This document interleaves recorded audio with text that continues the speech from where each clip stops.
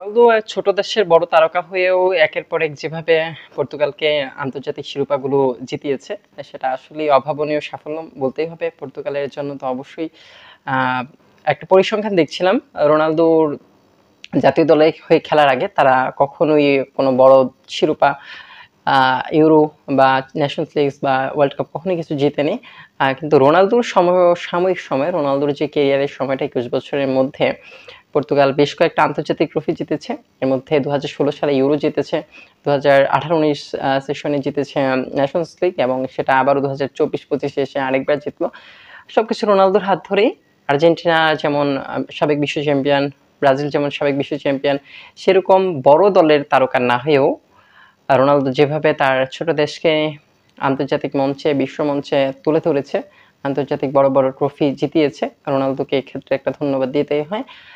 আর last ফাইনালে সে যেভাবে তার দলকে পিছিয়ে যাওয়ার পরেও সেখান থেকে ফিরিয়ে এনেছে। পর্তুগাল দলগতভাবেই দেখা গেছে যে দুবার পিছিয়ে গেছে স্পেনের বিরুদ্ধে, এবং দুবারই ম্যাচে সমতায় ফিরেছে এবং শেষ পর্যন্ত ট্রাইব্রেকারে জয়লাভ করেছে। এটা আসলেই পর্তুগালের জন্য দারুণ, পর্তুগাল ভক্তদের জন্য একটা দারুণ আনন্দের বিষয়, এবং আমি আশা করব যে তারা এই জয়টা উপভোগ করছে।